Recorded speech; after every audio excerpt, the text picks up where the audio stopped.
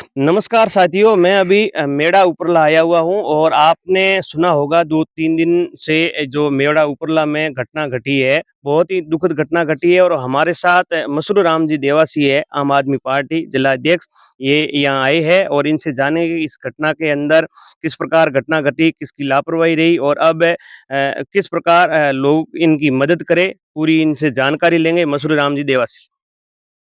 सबसे पहले तो इस दुःख की घड़ी में आप सब मीडिया के साथी भी इनका साथ दे रहे हो, तो आप सबका मैं बहुत-बहुत धन्यवाद करना चाहता हूँ।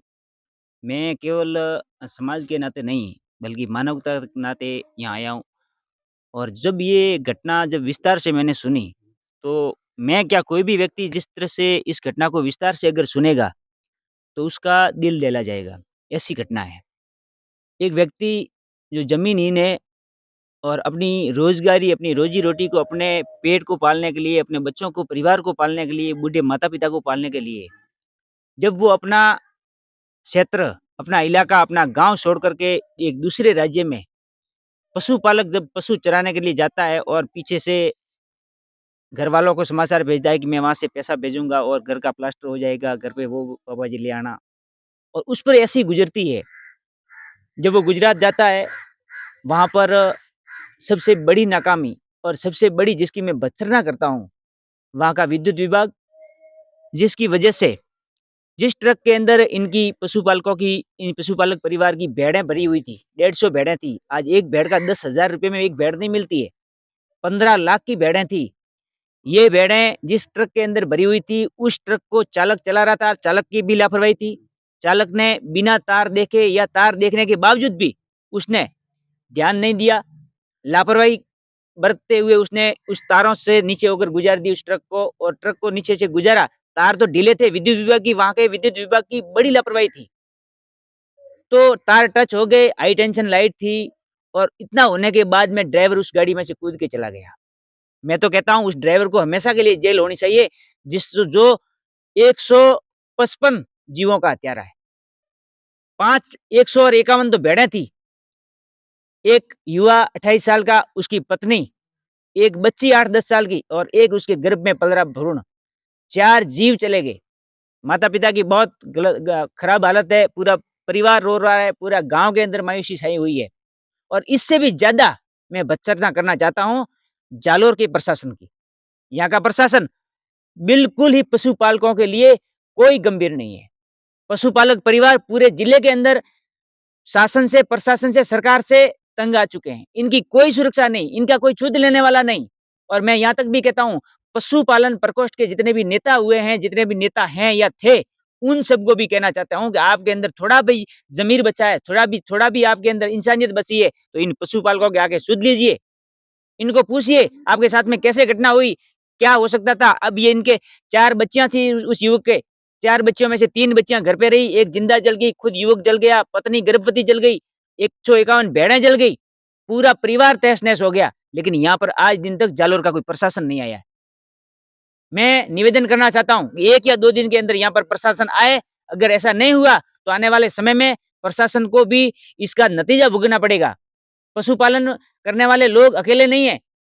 तो मैं इतना कहना चाहता हूँ कि पहली गलती ड्राइवर की थी, बहुत बड़ा गंभीर हादसा ड्राइवर की लापरवाही की वजह से हुआ। दूसरी गलती वहाँ के गुजरात के जिस इलाके में ये घटना हुई है, उस इलाके के विद्युत विभाग की है, जिसके ढीले तार थे, उस वजह से ये जाने गई है और भी जाने जाती है वहाँ। और तीसरी गलती अब जालोर का प्रशासन कर रहा है, इनकी सुध नहीं ले रहा है। जो भी देखो जान जाने वाली थी, वो तो चली गई। जो इनके साथ में घटना होनी थी, हो गई। जो भी सुविधा जो भी पशुपालकों के लिए सुविधाएँ हो, योजनाएँ हो और अब ये बच्चियाँ हैं, 3 बच्चियाँ ये अनाथ हो चुकी है। अब इनका भविष्य क्या है? कैसे इनका लालन-पालन होगा? इनके माता-पिता चले गए, कैसे इनकी पढ़ाई होगी? कैसे इनका भविष्य होगा? क्या होगा इनके लिए? तो उस उनकी सुरक्षा के लिए कुछ न कुछ प्रशासन कुछ नहीं, बहुत कुछ प्रशासन को करना चाहिए, सरकार को करना चाहिए। और और उसके बाद में वहाँ मतलब जो 2 गाड़ी थी, तो उसी विद्युत लाइन के नीचे से एक गाड़ी निकल गई थी। उस गाड़ी के तार टच नहीं हुआ, दूसरी गाड़ी के टच होना ये अपने आप में ड्राइवर की बहुत गलती है, क्योंकि उसी रास्ते से ड्राइवर ने वो गाड़ी नहीं निकाली थी और वो रोड की खेत के साइड से निकालने की कोशिश की, तब वो इंगल लगी हुई थी, वो इंगल हाइलाइट के तार के टच हुई है, इसमें ये ड्राइवर की ये गलती। सारी ये सारी बातें मैंने विस्तार से इन परिवार से जानी है। इसीलिए मैं कह रहा हूँ कि जो ड्राइवर था वो बहुत लापरवाह था। उसकी लापरवाही की वज़ह से ही ये सारी जानें गई है। लेकिन दूसरी लापरवाही विद्युत विभाग की हाँ, भी थी, क्योंकि जितने विद्युत विभाग के जो तार थे वो ढीले थे आखिर तो। बिना अगर ढीले नहीं होते तो विद्युत का पोल तो बहुत ऊँचा होता है, 20 फुट से ज़्यादा होता है, कैसे टच हो सकती है? लापरवाही ड्राइवर की थी, ड्राइवर जेल में ताउम्र रहना चाहिए। ऐसे कोई भी ड्राइवर है वो दूसरों की जान पर खेल जाते हैं, खुद तो कूद के भाग गया। और भाग गया, वो भाग बड़ी के भी गलती है। दूसरी गलती उसकी यदि ये नहीं भी भागता तो जान बच सकती थी। बिल्कुल ये जानें बच सकती थी और ये भेड़ें भी बच सकती थी और इस घर के अंदर जो आज मायूसी छाई हुई है, इसके घर के ऊपर जो आपदा आई है, वो आपदा से ये घर बच सकता था। अब मैं आपको बता दिया विस्तार से, ये इतनी दिल दहलाने वाली घटना है। अब मैं एक और निवेदन करना चाहता हूँ कि प्रशासन प्रशासन का काम करेगा, नहीं करेगा तो हम प्रशासन के पीछे लगे हुए हैं और उनको करवा के रहेंगे। जो योजनाएँ बच्चियों के लिए हो, इन फैमिली के लिए हो, वो सब योजनाएँ उनको देनी ही पड़ेगी। अब तक तो प्रशासन ध्यान नहीं दे रहा है, लेकिन प्रशासन को ध्यान देना पड़ेगा। दूसरी बात मैं ये कहना चाहता हूँ कि आज ये एक भूमिहीन परिवार है, बहुत गरीब परिवार है, पीछे इनका घर आप देख रहे हो, घर के प्लास्टर भी किया हुआ नहीं है।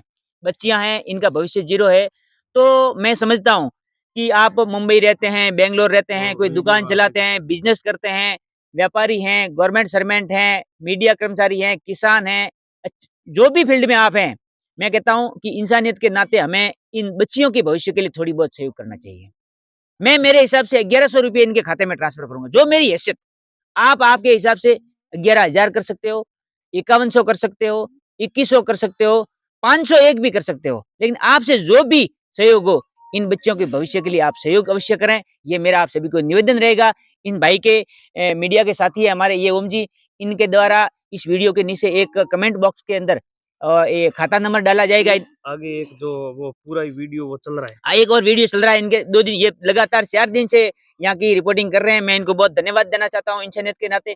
दूसरा नंबर ये आगे इन एक एक और इनका वीडियो चल रहा है, उसमें खाता नंबर हाँ, दिए हुए हैं और अब ये वीडियो चलेगा, इसमें और ये खाता नंबर डालेंगे। और तो शेयर आप करना। सभी से मेरा निवेदन है कि जितने भी साथी मोबाइल लेकर बैठे हैं और इस वीडियो को देख रहे हैं और आपके अंदर इंसानियत बची हुई है, तो मैं कहता हूँ कि एक-एक तो शेयर करना सब में, सभी ग्रुपों में डालना, सभी व्हाट्सएप ग्रुपों में डालना, फेसबुक पर डालना और जो भी साथी इनको देख रहे हैं और आपके मन में लगे कि नहीं वास्तव में इन बच्चियों की सेवा मुझे ₹100 डालकर भी करनी चाहिए, तो आप इनके खाते में पैसे डालिए। ये मेरा आप सभी को हाथ जोड़कर निवेदन रहेगा। धन्यवाद दोस्तों, इस वीडियो को ज़्यादा से ज़्यादा आप लोग शेयर कर देना इन बच्चियों के लिए, क्योंकि इन बच्चियों का भविष्य बहुत अभी बाकी है, तो आप लोगों से मैं ज़्यादा कुछ नहीं बोल सकता। आप इस वीडियो को शेयर करें और जो फ़ोन पे नंबर दिए हुए हैं, उस पे भी आप मदद कर सकते हो और जो 2 दिन से एक वीडियो चल रहा है, उसके अंदर पूरा का पूरा फ़ोन नंबर और जो स्कैनर है, उस स्कैनर से आप मदद कर सकते हो। जो इनके परिवार के ही अंकल जी के नंबर है, उसमें आप डाल सकते हो पैसे और फ़ोन पे है तो फ़ोन पे भी नंबर डाला हुआ है और आपसे गुज़ारिश है कि जो आगे एक वीडियो चल रहा है उसमें पूरी डिटेल दी हुई है और इस वीडियो में भी नंबर और जो स्कैनर है वो डाल दूँगा, तो आप लोग ज़्यादा से ज़्यादा मदद करनी है। अब हमारे पास मदद करने का ही एक ये ऑप्शन बचा, ज़्यादा से ज़्यादा आप लोग मदद करें। धन्यवाद।